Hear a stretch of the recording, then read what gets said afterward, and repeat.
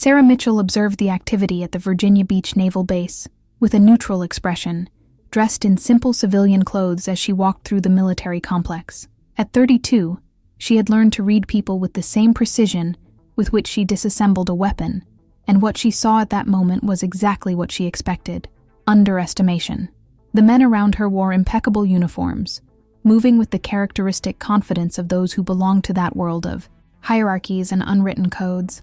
She was just another civilian visitor, or so it seemed. The event that Saturday was a recognition ceremony for veterans and active members of the Special Forces, a gathering that brought together high-ranking officers, local politicians, and family members. Sarah had received the invitation weeks earlier, but had decided to attend without fanfare, without her uniform, without flaunting her credentials. There was something liberating about being just another person in the crowd, invisible to the trained eyes of those warriors who would normally recognize her instantly. She grabbed a water from the refreshments table and leaned discreetly against one of the columns in the main hall. The decor was typical of such occasions: strategically placed American flags, black and white photographs of historical operations, and that characteristic smell of shoe polish and ambition. Sarah smiled slightly, remembering when that environment intimidated her. Now it was merely familiar. That's when he appeared. Lieutenant Commander Derek Stone entered the room with the unmistakable posture of a SEAL at the peak of his career. Tall, broad shoulders, square jaw, and that walk that seemed to defy gravity. He wore his dress uniform with insignia that told stories of courage and sacrifice. Sarah recognized him immediately, not personally, but by his type. She had served with dozens of men like him, and she knew exactly how their minds worked. Derek was accompanied by 3 other SEALs, all displaying the same confidence bordering on arrogance. They moved through the room like predators in familiar territory, greeting superior officers with due respect, but maintaining that elite aura that set them apart from the others. Sarah observed when Derek stopped to talk to a Navy captain, his calculated smile and measured words. He was good at the political game. That much was clear. The problem started in the buffet line. Sarah had decided to get something to eat when she felt a presence approaching from behind. Derek and his colleagues positioned themselves beside her, and she could perfectly hear their conversation, even without trying. They were talking about a recent operation in the Middle East, using technical terms and codes that only made sense to those who had been there. Sarah maintained a neutral expression, but her attention was completely focused. Derek was the first to notice her.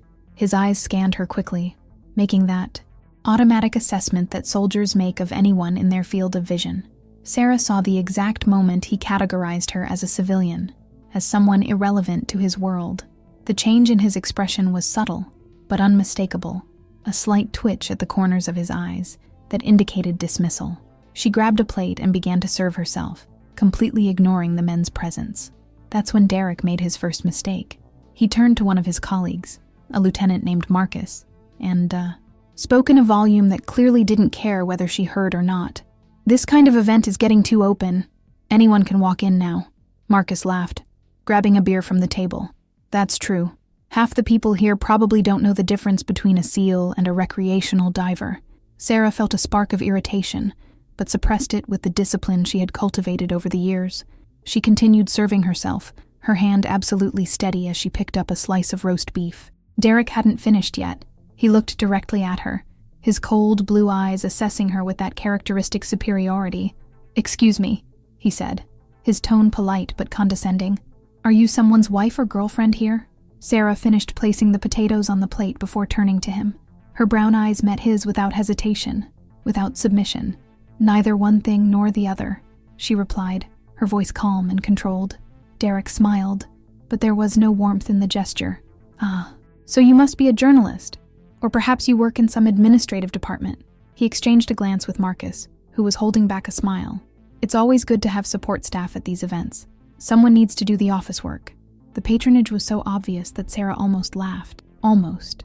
Instead, she simply said, "Something like that," and turned her attention back to the buffet. She could feel Derek expecting her to elaborate, to justify herself, to explain her presence. There. When it became clear that this wasn't going to happen, she saw her jaw clench slightly.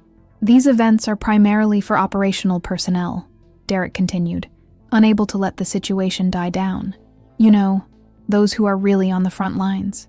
but I understand that the Navy wants to show appreciation for everyone involved, even if indirectly. Sarah finally looked directly at him, and there was something in her eyes that made Derek hesitate for a fraction of a second. "How thoughtful," she said, her voice dripping with irony so subtle he barely noticed it. "The Navy really thinks of everything." Before Derek could respond, a senior officer approached the group. It was Commander Patterson, a man in his 50s with gray hair and a presence that commanded immediate respect. Derek and his companions straightened automatically, and Sarah noticed how their postures instantly shifted from casual to military. "Lieutenant Commander Stone," Patterson greeted, shaking Derek's hand. "Good to see you here. I heard excellent things about that operation in Kandahar."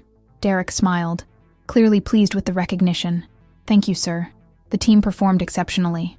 Patterson then turned to Sarah, and his face lit up with a genuine smile. "And you should be our special guest. I'm so glad you were able to come. I know your schedule must be packed." Sarah smiled back, a small but genuine smile. "I wouldn't miss it, Commander." Derek frowned, confused by the familiarity between the two. Patterson didn't notice, or chose not to notice, the tension in the air. "Stone, you've met our keynote speaker? I thought you two might have crossed paths on some operation." Derek's expression quickly shifted from confusion to feigned interest. "Keynote speaker?" He glanced at Sarah again, reassessing her but still not connecting the dots. "Sorry, I didn't catch your name." "Sarah," she replied simply, without offering any further information. Patterson laughed, patting Derek lightly on the shoulder. "Young man, you're talking to a living legend. This is Lieutenant Commander Sarah Mitchell. She's been on more classified operations than most of us can count. 3 Purple Hearts, 2 Silver Stars, and a Navy Cross." The silence that followed was absolute. Sarah watched the expressions of the men around her change in real time, from condescension to shock, to something that seemed a mixture of embarrassment and disbelief. Derek had turned pale, his eyes wide as he processed the information. "You're a SEAL," he said, and it wasn't a question, but rather a statement laden with disbelief. Sarah took a sip of her water, completely at ease with the palpable discomfort around her. "Among other things," she replied casually. Marcus had swallowed his beer incorrectly and was coughing discreetly, his face red. The other 2 SEALs looked like they wanted to disappear into the ground. Patterson, oblivious to what had happened before his arrival, continued, cheerfully. "Mitchell here was one of the first women to complete the BUD-S. How long ago was that, Mitchell? 10 years? 12, Sarah corrected, her voice still calm. Class 297. Derek knew that class. Every SEAL knew it. It had been one of the most brutal in years, with a dropout rate of over 85%, and she had passed. He swallowed hard, trying to regain his composure. "I didn't know there were women in Class 297. "There was one," Sarah said simply. "Me." Patterson seemed extremely pleased with himself for making the introductions.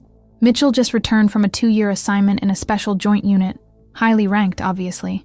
She'll be speaking today about leadership under extreme pressure." He checked his watch. "By the way, we need to get ready. The ceremony starts in 20 minutes. He walked away, leaving Sarah alone with Derek and his group. The silence was thick enough to cut with a knife. Sarah could have left it like that. She could have simply walked away and let them wallow in their embarrassment. But something inside her decided to press a little harder. "So," she said, looking directly at Derek, "about that comment you made about support staff, you're absolutely right. Someone really needs to do the office work. It's essential so that operators like us can do our job on the front lines." Derek closed his eyes briefly, the embarrassment now complete and undeniable. "Sir, I didn't know." "It's madam," Sarah corrected gently. "And clearly you didn't know. That's kind of the point, isn't it?" She didn't say it angrily or maliciously, just as an observation of fact. "You saw civilian clothes and assumed incompetence. You saw a woman and assumed administrative support. How many other incorrect assessments do you think you make daily?" Marcus tried to intervene. "With all due respect, madam, events like this are usually attended by family members and support staff." Sarah turned to him, and there was something in her eyes that made him fall silent immediately. "Lieutenant, you're trying to justify your rudeness with statistics. Interesting approach." She placed her plate on a nearby table, still without having tasted anything. "Let me ask you a question. If I were in uniform, would your first words to me have been the same?" None of them answered, because they all knew the answer. Sarah nodded slightly, as if her suspicions had been confirmed. Think about this during the ceremony. Think about how many times you make judgments based on appearances. Think about how many times you dismiss people who might have valuable information, relevant experiences, or skills you need, simply because they don't fit your mental image of competence. Derek finally found his voice, though it sounded choked. "Madam, I would like to apologize. My behavior was unforgivable." Sarah studied him for a long moment. She saw the kind of man he was, proud but not inherently evil, confident to the point of arrogance, but capable of acknowledging mistakes when confronted with them. "Your apology is accepted, Stone, but it's not to me that you need to justify your actions. It's to yourself and to all the people you will lead in the future." She started to walk away, but stopped and looked back. "Oh, and Stone? That operation in Kandahar that Patterson mentioned. I read the report. Good job with the hostage rescue. The decision to split the team was risky but correct. You have good tactical instincts. And with Yon, that..." She disappeared into the crowd, leaving the 4 SEALs processing what had just happened. The next 40 minutes were silent torture for Derek. He sat in the auditorium as the ceremony began, his mind constantly replaying every condescending word he had uttered. Beside him, Marcus was equally quiet, and the other 2 team members avoided eye contact with each other. They were all trapped in their own cycles of shame and reflection. When it was Sarah's turn to take the stage, Derek watched, her with a mixture of fascination and growing respect. She had exchanged her civilian clothes for her dress uniform, and the transformation was striking not only visually, but in the impact it made. The medals on her chest told stories of courage that most of the men in that room could only imagine. Each colored ribbon represented blood spilled, impossible decisions made under enemy fire, comrades saved or lost. Sarah approached the microphone with the same calm she had displayed at the buffet. When she began to speak, her voice filled the auditorium with an authority that didn't need to be forced. "Good afternoon. I'm here today to talk about leadership, but not the kind you might expect. I'm not going to tell heroic stories of battles won or missions accomplished against all odds. Instead, I want to talk about the most common mistake leaders make and how it almost cost me everything in an operation." Derek leaned forward, completely absorbed. Sarah continued, describing a mission in Afghanistan, where she had underestimated a local informant because of his young and inexperienced appearance. He was 17 and wore ragged clothes. He spoke broken English and seemed frightened of his own shadow. I discounted him immediately. I listened to his information, but I didn't give it the weight it deserved. She paused, and the silence in the auditorium was absolute. That boy had risked his life, and that of his entire family, to give us information about a terrorist cell. He knew every hideout, every entry point, every movement pattern of the insurgents, but because he didn't fit my mental image of a reliable informant, because he seemed weak and scared, I didn't take his briefing as seriously as I should have.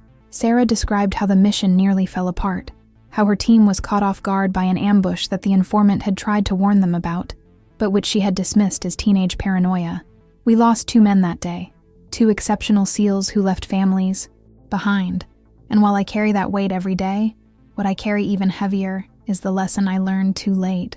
Derek felt a pang in his chest. She wasn't just giving a lecture. She was exposing his own flaw, his own arrogance. "The lesson is this," Sarah said, her voice now stronger. "Competence doesn't come in a specific uniform. Courage doesn't just come from large bodies and deep voices. Intelligence and crucial knowledge can come packaged in ways that defy all our expectations and preconceptions." She spent the next half hour detailing strategies for leaders to recognize their own biases, to create team cultures where every voice is heard, regardless of its origin. Sarah spoke about how she had restructured her approach after that fateful mission, how she had trained herself to pause and question her first impressions before acting on them. When she finished, the auditorium erupted in applause. Derek stood with everyone else, but his applause carried a different weight. He wasn't just applauding an exceptional speaker. He was acknowledging an uncomfortable truth about himself that had been brutally exposed that day. After the ceremony, Derek waited in line with the people who wanted to greet Sarah. When his turn finally came, he wasn't sure what to say. Sarah looked at him with that same neutral, expectant expression. "Madam," he began, his voice firmer this time. "I'd like to... your lecture was..." He stopped, realizing he was rambling. Sarah waited, patiently, giving him time to organize his thoughts. Derek took a deep breath and began again. I am the leader you described, the one who makes quick judgments based on appearances. And today you gave me a gift, even if it didn't seem that way at the moment." "What kind of gift?" Sarah asked, genuinely curious. "A chance to change before my arrogance costs lives," Derek replied, and there was a raw sincerity in his words that hadn't been present before. "You could have simply humiliated me and moved on. Instead, you gave me something to think about. And your lecture, it was as if you were speaking directly to me." Sarah nodded slowly. "I was, in part, but I was also talking to the version of myself from 10 years ago, the one who thought she had proven everything by passing the Bud-S, but who still had a lot to learn about what it really means to be a leader." She extended her hand. "Thank you for listening, Stone." Derek squeezed her hand, feeling the strength in her grip. "Thank you for teaching, madam." As he stepped away, Marcus and the others approached, offering their own apologies and thanks. Sarah received them gracefully, without visible resentment. That night, as Sarah drove back to her apartment, she reflected on the day. The encounter with Derek had been uncomfortable but necessary. She wondered how often similar situations happened to other women in the armed forces, or in any male-dominated field. The difference was that she had the credentials and the position to confront this underestimation directly. Many others did not. Her phone rang and she saw a message from Patterson. "Excellent talk today. I've already received 3 requests from other bases wanting you as a speaker. Interested?" Sarah smiled and typed an affirmative reply. If she could use her experiences to help change mindsets, then it was worth sharing even her most painful failures. Meanwhile, at a bar near the base, Derek sat with his team reflecting on the day. "I felt like I was 6 inches tall," Marcus admitted, taking a sip of his beer. "And the worst part is that she had every right to completely destroy us, but she chose to teach us instead." Derek nodded, swirling his own glass thoughtfully. "Did you all notice that she praised my operation in Kandahar? After everything I said, she still acknowledged a job well done. That's a greatness of character that I don't know if I possess." "Then we need to develop," another team member, Jake, said firmly. "She's right. How many times have we discarded people, ideas, perspectives, because they didn't come packaged the way we expected?" The conversation continued into the night, with the 4 men honestly confronting their own prejudices and behaviors. It wasn't comfortable, but it was necessary. Sarah had planted a seed that day, and it was germinating in ways she would probably never know. 3 months later, Derek Stone found himself leading a complex operation in the Middle East. His team included a local translator, a 23-year-old woman who spoke 5 languages and knew the region better than any map. Her name was Amira, and she had grown up in those mountains. When she suggested an alternate route based on knowledge of seasonal weather patterns affecting the trails, the old Derek would have dismissed the suggestion as irrelevant. But the new Derek, the Derek who had been humbly educated by Sarah Mitchell, paused and listened. Amira's route saved the team from an ambush and shortened their infiltration time by 8 crucial hours. The mission was a complete success, and in the debriefing, Derek made a point of publicly crediting Amira for her vital contribution. Afterward, alone in his quarters, he emailed Sarah. She didn't reply immediately, but 3 days later, he received a simple message. "Proud of you, Stone. Keep learning." Those 4 words meant more to him than any medal or award.